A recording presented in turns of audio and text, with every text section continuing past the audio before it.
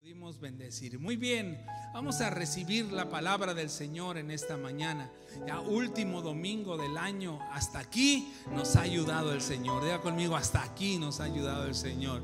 Los que sabemos que todo lo podemos pasar porque Él nos fortalece, podemos decir: Señor, háblanos en esta mañana tu palabra, despierta nuestros corazones, Señor, llénalos de fe, de esperanza, de expectativa, de fidelidad, pero sobre todo que tu palabra la podamos entender, que es lo más interesante en nuestras vidas. Te damos gracias en el nombre precioso de Jesús, y todo el mundo decimos amén. Seguimos con la serie y hoy terminamos la serie Jesús, el mejor regalo para la humanidad.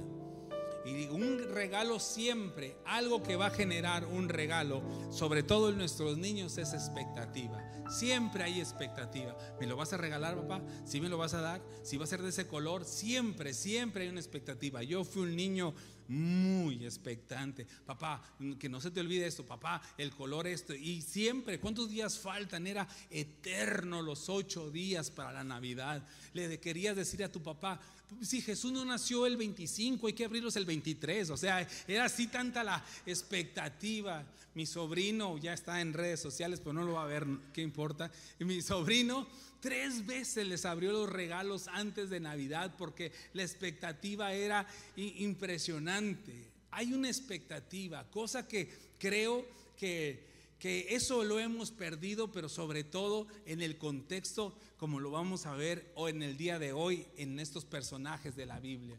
La Biblia habla acerca de la llegada del Mesías. Cuando iba a llegar el Mesías, ya había habido un cambio muy fuerte, porque ahí estaba gobernando el Imperio Romano. El contexto de esto es que el Imperio Romano había establecido que todos los caminos, de ahí viene el dicho, llevaban a Roma. Había hecho excelentes comunicaciones, porque entonces había un dominio para poder comunicarse en todos los países. Pero esto había generado que todas las culturas y todas las religiones habían decaído, porque ellos ya no levantaban a un Dios, ellos levantaban a un hombre. Viva el César para siempre. Así que las religiones del mundo comenzaron a decaer, y no fue la excepción. En el judaísmo comenzaron a decepcionarse mucho, sobre todo por la tardanza de las promesas. Para este momento tenía 726 años que el profeta Miqueas había levantado la voz para decir que vendría un Salvador que nacería en Belén.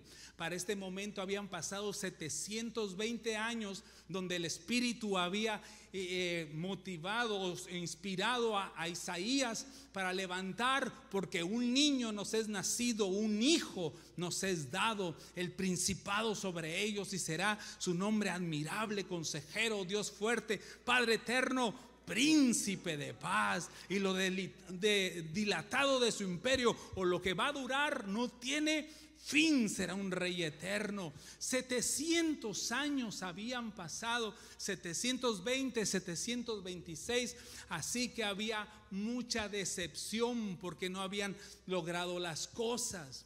Y también otro fenómeno de contexto es de que ya todo mundo había sido impregnado por la civilización griega.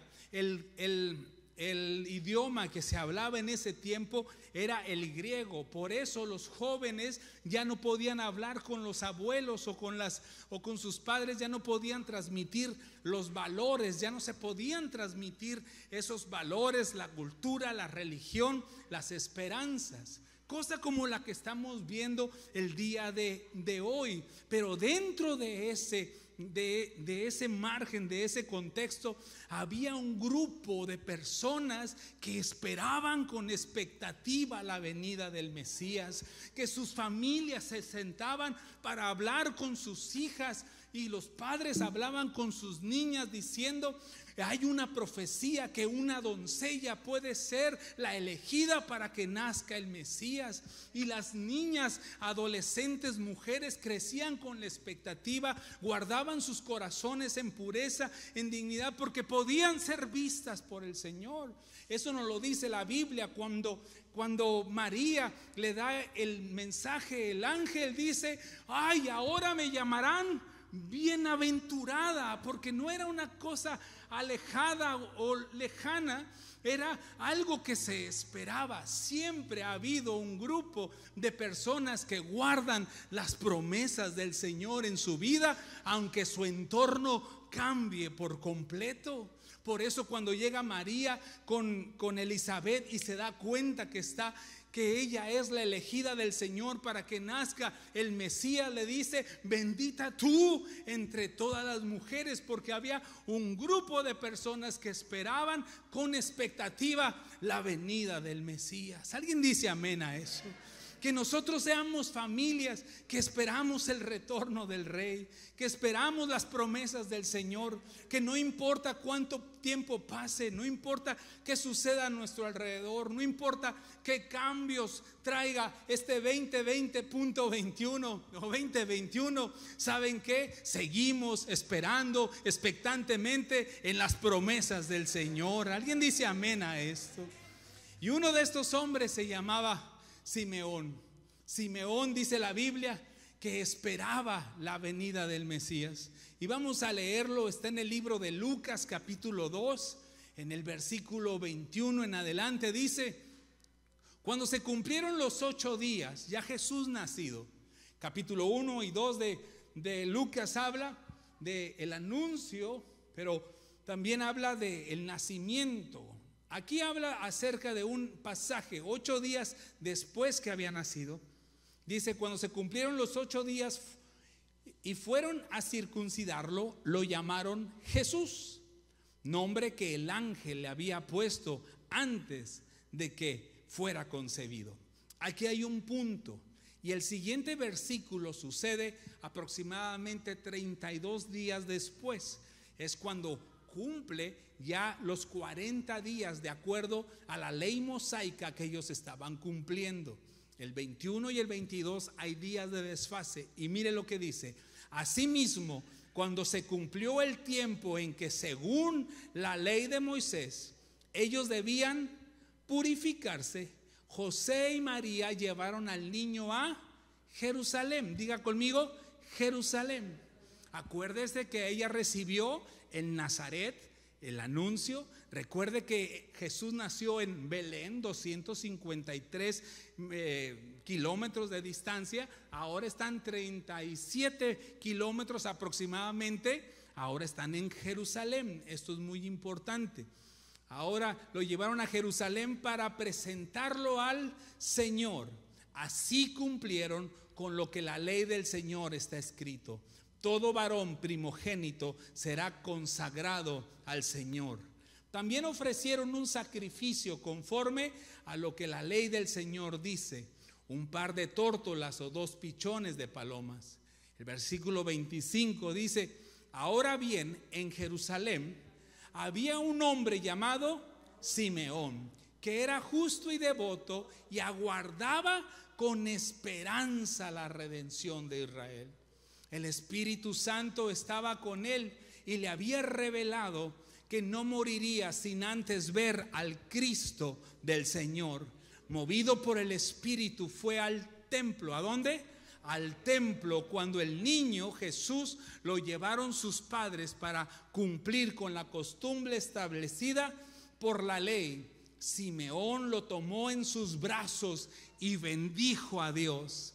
Según tu palabra, soberano Señor, ya puedes despedir a tu siervo en paz, porque han visto mis ojos tu salvación, que has preparado a la vista de todos los pueblos, luz que ilumina las naciones y gloria de tu pueblo Israel. Alguien diga amén a esto. Qué increíble. Lo primero que yo veo en este hombre es una expectativa por la venida del Mesías. Y Dios había hecho un pacto con él. Le había dicho que no se iba a morir hasta ver la venida del Señor. Y Él generó una expectativa en su vida impresionante, expectativa que me recuerda mis días de infancia, mis años de adolescencia y de juventud, donde cantábamos en nuestra congregación. Nuestra liturgia no era otra cosa más que cantos de la venida de Cristo. Ya Cristo viene, señales hay, almas salvadas viene a llevar. Los que durmieron se quedarán, los que velaron se irán con Él. Y gritábamos: me voy con Él, me voy con Él. Yo no me quedo, me voy con Él. Cantábamos con una expectativa porque la venida de Cristo podría estar. Una canción que me fascinaba era: cuán gloriosa será la mañana cuando venga Jesús el Salvador. Las naciones reunidas como hermanas, bienvenida daremos al Señor. No habrá necesidad de la luz o el resplandor, ni el sol dará su luz, ni tampoco su calor. Ahí llanto no habrá, ni tristeza ni dolor, porque entonces Jesús, el Rey de Gloria, para siempre será el Consolador. Eso lo cantábamos. Había otro: yo espero el día alegre cuando Cristo volverá, pues vendrá al mundo pronto y nos arrebatará. Oh, qué gozo este pensamiento a mi alma da, cuando Cristo venga al mundo otra vez. Oh, Jesús vendrá al mundo otra vez. Aleluya, si Jesús vendrá al mundo otra vez. Amén. Le veremos en las nubes con los ángeles de luz. Cuando Cristo venga al mundo otra vez. Vivíamos con esa pasión, tanto que podíamos creer que en cualquier momento venía el Señor. Les cuento algo del archivo secreto de Misael y la familia Corpus. Un día, por primera vez, yo no sé qué pasó, pero mi papá me dio permiso de faltar a la iglesia en domingo, que eso era sagradísimo para nosotros. No podíamos faltar.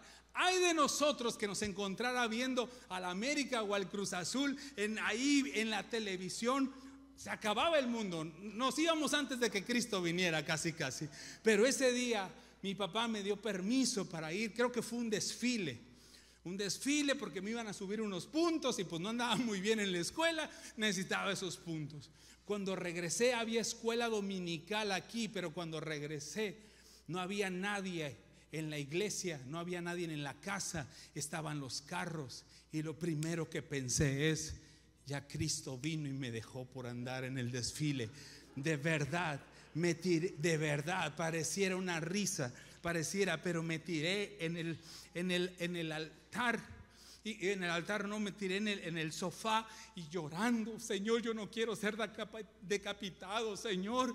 Yo he creído, nomás una vez he faltado. De verdad, le estoy hablando como un niño de 11 años de edad, cuando de repente apareció Obed. Lo veo y digo: pues no es mucha garantía. No, ya, mis papás habían salido a comprar un pollo y no habían ido en el carro. Había una expectativa que hoy lamentablemente no veo mucho, ni aún en aquella generación. Pero necesitamos reconocer que estamos tan cerca de ver una vez más el regreso del Señor Jesucristo a esta tierra.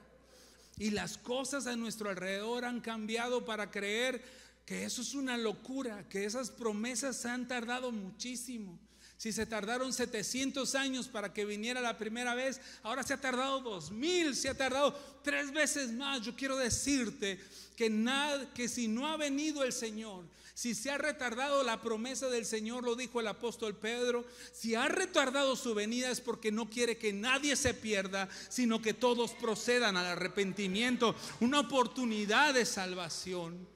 Pero necesitamos este año que vamos a enfrentar, 2021, lo necesitamos levantar con expectativa gozosa de las cosas que van a venir, de lo que Dios tiene preparado para nosotros. En la Biblia encontramos diferentes personas que se encontraban en los peores momentos de su vida, en los peores momentos de salud, en los peores momentos de espiritualidad del pueblo. Se encontraban en los peores momentos y aún ahí levantaban una palabra de esperanza, una palabra de expectativa. Yo sé que mi Redentor vive y aún del polvo me levantará. Alguien que dijo: hubiera yo desmayado si no hubiera creído que de ver la bondad de Dios en la tierra de los vivientes.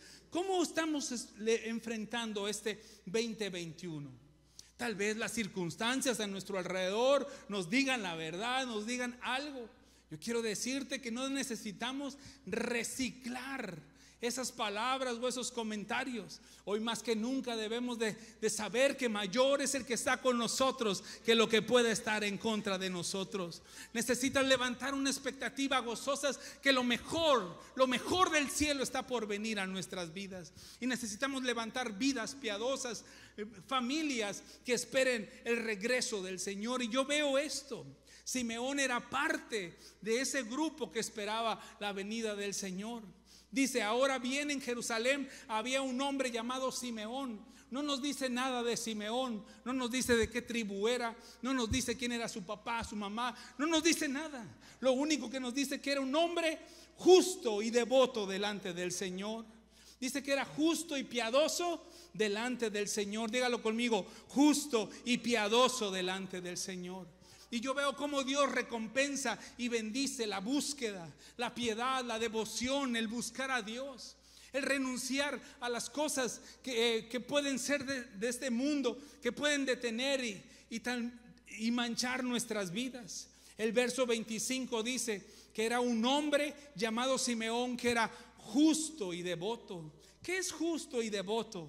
Por lo que podemos ver aquí en esta pequeña historia de Simeón, era un hombre que conocía la palabra, era un hombre que creía la palabra, era un hombre que esperaba en la palabra, era un hombre que vivía la palabra, que su corazón ardía porque sabía que la palabra iba a ser. Que Dios levante gente justa, que seamos ese grupo de personas que su palabra sigue bendiciendo nuestras vidas, que tenemos un hambre por la palabra del Señor.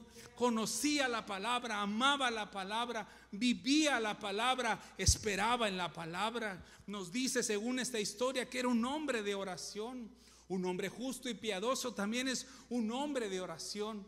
No solamente que ama la oración, sino que para llegar a amar la oración, practicaba la oración. Hay cosas que tú necesitas practicar en tu vida, hacerla parte de un hábito. A lo mejor la palabra no es parte de tu hábito, a lo mejor la oración no es parte de tu hábito, pero nuestras vidas Dios premia y bendice y recompensa la justicia, el ser devotos, el buscar de parte de Dios. Yo le doy gracias y felicito públicamente a los hermanos que en este año, lejos de perder, ganamos el acercarnos a nuestras familias, el leer la palabra más conscientemente, el estar dentro de un devocional, el buscar de Dios, el tratar de que nuestros hijos sepan la palabra, corregir a nuestros hijos con la palabra, llenarlos de esperanza de la palabra. Dios bendiga a los que buscan al Señor. ¿Alguien dice amén a esto? También dice que se congregaba, iba eventualmente al templo. Ese momento fue al templo porque el Señor se lo indicó, como muchos de ustedes tuvimos 7 meses no la oportunidad de reunirnos. Y algunos se conectaban, algunos buscaban al Señor, algunos decían: ¿cuándo me presentaré delante del Señor? Qué bendición terminar este año en la casa del Señor. Qué bendición el último domingo poder estar delante del Señor. Quitamos toda culpabilidad y que diga no vine en todo el año. A lo mejor un hermano te diga: ¡ay, qué milagro! ¿Dónde estaba el diablo? No. Qué alegría que estemos en la casa del Señor. Hay que congregarnos y lleno del Espíritu Santo. Diga conmigo: lleno del Espíritu Santo. ¿Qué es ser lleno del Espíritu Santo? Nos dice la tercera virtud que encuentro en él, que era guiado por el Espíritu. Eso es bien increíble, porque en el Antiguo Testamento el Espíritu Santo no estaba en la tierra. Fue hasta Hechos capítulo 2, después de la promesa de Jesús que enviaría un consolador, que el Espíritu Santo vive en nosotros y vive con nosotros. Y el Espíritu Santo da una garantía que los que somos hijos de Dios somos guiados por su Espíritu Santo. No oigo amenes esta mañana, pero debemos de ser guiados. El Espíritu Santo no solo hizo concebir, en este contexto, no solo hizo concebir a María, no solo hizo hablar a Zacarías, sino que el Espíritu Santo estaba con Simeón y le había sido revelado que no moriría sin antes ver el Cristo. La palabra le había dado una promesa, la palabra le había dado una seguridad. La palabra decía: esto no es una locura, esto no es un invento de cientos de años de nuestros padres, esto es una certeza, esto es una verdad. Yo me voy a abrazar a esta palabra. Por eso yo felicito a nuestros hermanos que tienen años en la congregación. Bendigo a Dios por la iglesia. Que alguien dice que la iglesia es vieja. No, la iglesia es alguien que se ha mantenido desde su juventud creyendo en las promesas del Señor. Era guiado por el Espíritu Santo. Diga conmigo: guiado por el Espíritu Santo. Y cuando fue guiado por el Espíritu Santo, la cuarta cosa es que fue movido al lugar correcto. El Espíritu Santo le dijo: ve al templo. Yo no veo el Espíritu Santo. El Espíritu Santo me dijo que comprar un carro del año aunque no tenga dinero para pagarlo, y me meten bronca. Yo no lo veo ahí. Yo veo que lo movió al lugar correcto. El Espíritu Santo siempre te llevará a un lugar correcto. El Espíritu Santo está para guiarnos, pero no solamente para manifestaciones. El Espíritu Santo está para producir el fruto del Espíritu, que es la imagen misma de Cristo, del carácter de Cristo en nuestras vidas. ¿Alguien dice amén a eso? Recuerdo tanto a Jorge Lozano, que me gusta por lo frontal que es, por lo duro que es. Me acuerdo cuando comenzó la revolución hace unos años, que todo mundo se caía, todo eso. Cuando fue él a una congregación, vio que iba a predicar y todo el mundo se comenzó a caer. Dijo: ¿y a quién le predico si todos están dormidos por el Espíritu Santo? Y dice que cuando sale, ahí en el estacionamiento, dos brothers de la congregación se estaban dando con todo. Y dice: no, es que no importa cuántas veces te caigas. Lo que importa es que cuando te levantes reflejes el Espíritu de Cristo y el Espíritu del Espíritu Santo, No es cómo te caes, sino cómo te levantas y cómo caminas. Este hombre fue movido a lo correcto. Este hombre fue movido al templo. ¿Por qué fue movido al templo en Jerusalén? Porque en Jerusalén estaba el templo del Señor, que el Señor había hecho un pacto ahí. Y en el templo se encontraba, lo primero que se encontraban eran los atrios. Para empezar, ¿ya se aburrió? ¿Está aquí conmigo? Estaban los atrios, donde toda la gente llegaba ahí para reconocer la misericordia, la gracia y la bondad de Dios.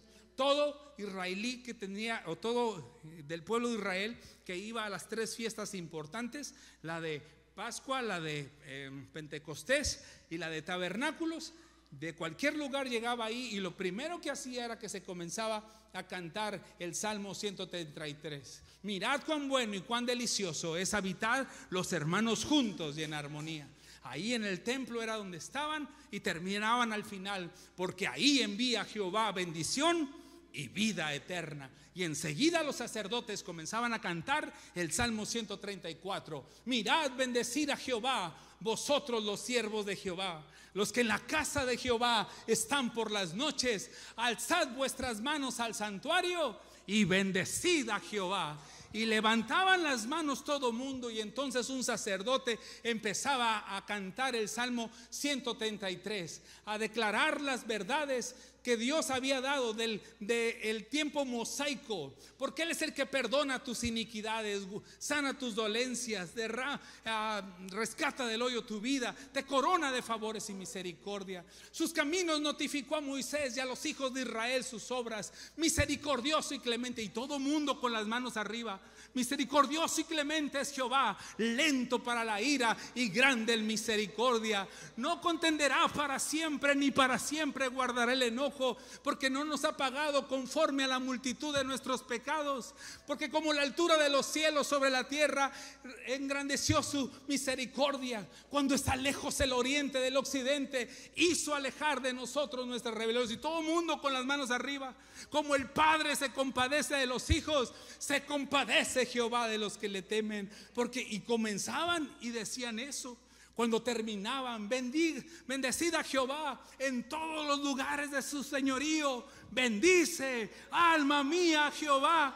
La gente levantaba sus manos, no había aplausos, nada más batían las manos. Y entonces un sacerdote decía: bendígate Jehová desde Sión, el cual ha hecho los cielos y la tierra. En ese lugar fue donde Simeón se fue a encontrar con el Señor. En ese lugar fue donde también existía el lugar santo, el lugar donde el Señor había revelado su pacto, pero sobre todo, y si no me quiero meter porque eso es otro mensaje, estaba el lugar santísimo. Y en el lugar santísimo estaba el arca del pacto, donde les reflejaba dos cosas. Número uno, una vara seca que había reverdecido, y era un mensaje para Israel, que aunque había sido arrancado de la raíz, una vez más el Señor tiene la posibilidad de darles vida y hacerlos vivir. Y la otra era recordarles que había un pan que nadie hizo, sino que por 40 años estuvo cayendo del cielo para alimentarles en medio del desierto. Es ahí donde este Simeón, que guarda la palabra, que conoce la ley, ahora está viendo a ese niño que años después diría un día: este es mi cuerpo y esta es mi sangre, símbolos del nuevo pacto que hago con ustedes. No era casualidad que se encontrara con ese niño de menos de 2 meses, y él por el Espíritu ya era movido a saber que ahí estaba la redención de Israel y la luz de las naciones. Que el Espíritu Santo nos lleve a lo correcto, que el Espíritu Santo nos lleve a amar como nunca la presencia de Dios, que nos lleve a como nunca recordar que Jesucristo es el nuevo pacto por nosotros, y en Él tenemos salvación y vida eterna. Y este señor, movido a misericordia, movido por fe, a mí se me hace increíble, porque no dice la historia que anduvo preguntando. No era, según lo que dicen los comentaristas, no era el único niño. Era muy común que sus padres llevaban a sus hijos a estas ceremonias. Y entonces él, ver 2 personas, ver una pareja con niños, y él, por inspiración del Espíritu Santo, va y toma a un niño de 2 meses, menor de 2 meses, lo agarra, levanta sus manos y bendice a Dios. Y antes de hablar del último punto, él dice algo bien increíble. Dice: según tu palabra, soberano Dios. Esa palabra que está diciendo soberano Dios es una palabra que se utilizaba para decir: eres un dictador, lo que tú dices, tú lo haces. Y él está diciendo: según lo que tú dijiste, según tu palabra, soberano Señor. No fue cuando yo quise, no fue cuando la gente quiso, es en tu soberanía. Y muchos en este tiempo podrán decir: pero ¿cómo podemos cantar Dios ha sido bueno? ¿Cómo podemos cantar tu fidelidad es grande? A algunos tal vez les cuesta trabajo, pero yo quiero decirles, hermanos, que Dios es soberano, su palabra es absoluta, todo lo que hace Él es correcto y perfecto en su tiempo. Podemos levantar nuestra voz y dice que Él agarró al niño, levantó las manos y bendijo al Señor. ¿Cómo vamos a terminar 2020? Lamentándonos con una capa de víctimas, como diciendo ya vamos de salida, o terminamos bendiciendo al Señor, adorando al Señor, declarando: tú eres el soberano, tú eres el que merece la gloria. Que tu adoración sea al Señor. Soberano Dios, soberano Dios. ¿Por qué? ¿Por qué? ¿Por qué? Soberano Dios. Pero sí, soberano Dios. La iglesia tiene que reconocer que vivimos bajo la soberanía del Señor. Soberano Dios. Lo toma en los brazos y declara: aquí hay salvación. Dice, da un anuncio profético. Dice: salvación a la humanidad, para los gentiles y para Israel, gloria para Israel. Él agarra al Mesías en forma de niño, cuando podía ser uno más, cuando no había absolutamente nada que le dijera humanamente. Lo toma en sus brazos y declara por fe: este es mi Mesías. No levantó a José, no levantó a María, no levantó a nadie, levantó a Jesús en su vida y bendijo al Señor. Eso es muestra de nuestra salvación, que nos abracemos al Señor. Nos hemos abrazado en fe al Salvador. Dice versículo 28, Simeón lo tomó en sus brazos y bendijo a Dios. Este año, lejos de perder, hemos ganado. La reunión de la mañana, mis hermanos, hay más gente nueva que hermanos de nuestra congregación. Está creciendo. El Espíritu Santo, sin darse cuenta, les está diciendo, los está convocando a la palabra, a la verdad. Gente que había dejado de congregarse se está congregando. Y es tiempo de abrazarse. Yo quiero decirle a la gente que este año se abrazó del Señor. Abrázate de Dios, abrázate del Señor. Y aunque digas: esto es muy pequeño, esto es muy leve, ¿será cierto? Abrázate de Dios. Iglesia, que han pasado los años y los años y los años, y a lo mejor fuiste un niño cristiano, un adolescente cristiano, un joven cristiano, un adulto cristiano, y hoy, ¿cómo han pasado los años? Hoy más que nunca, abrázate del Señor y saber que Él es tu salvación, Él es tu esperanza. Porque Simeón declara algo impresionante. Dice: ahora puedo morir en paz. Si algo el mundo le tiene miedo es a la muerte, pero cuando abrazamos a Cristo sabemos que el morir es ganancia para nuestras vidas. Alguien dice amén a esta palabra. Se abrazó tan fuerte que dijo: mis ojos han visto tu salvación. Padre de familia, que tal vez dices: qué difícil es educar a mis hijos. Hoy les digo acerca de las verdades bíblicas y me llenan de preguntas que no sé cómo contestar. Abrázate más que nunca, abracémonos como familias, porque el que ha de venir vendrá y no tardará.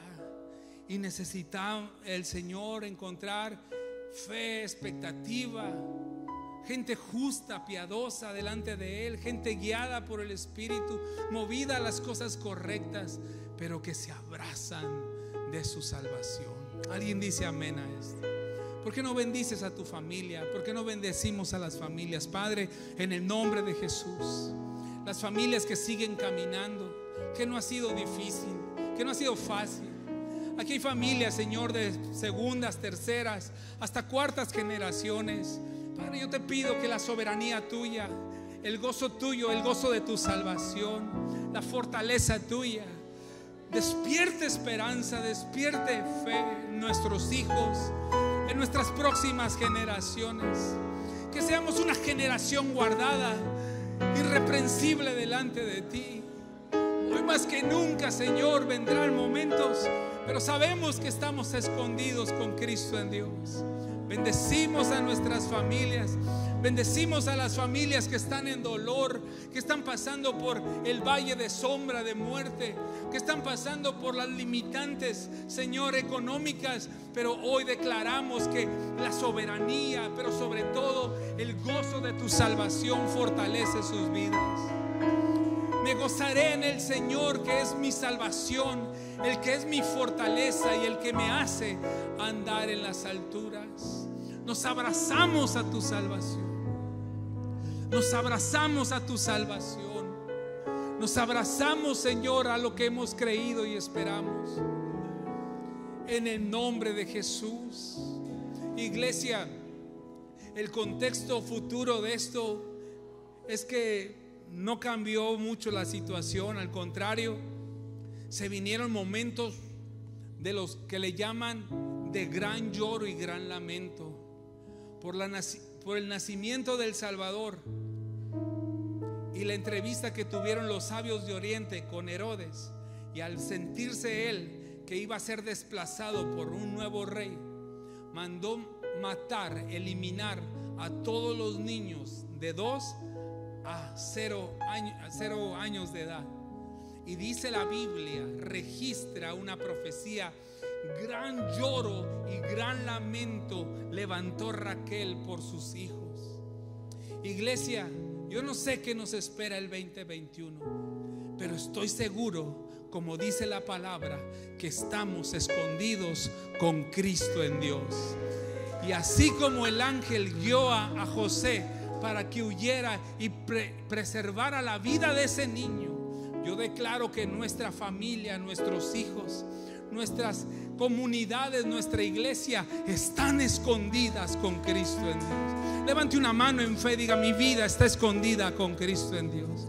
Dígalo con autoridad: mi vida, mi familia, mis hijos, estamos escondidos con Cristo en Dios. Él nos va a guiar, Él nos va a dar ideas, estrategias divinas. Tu vida y mi vida están escondidas con Cristo en Dios. Porque si vivimos, para Él vivimos, y si morimos, para Él morimos. Sea que vivamos o que muramos, somos del Señor. Nuestra vida está escondida con Cristo en Dios.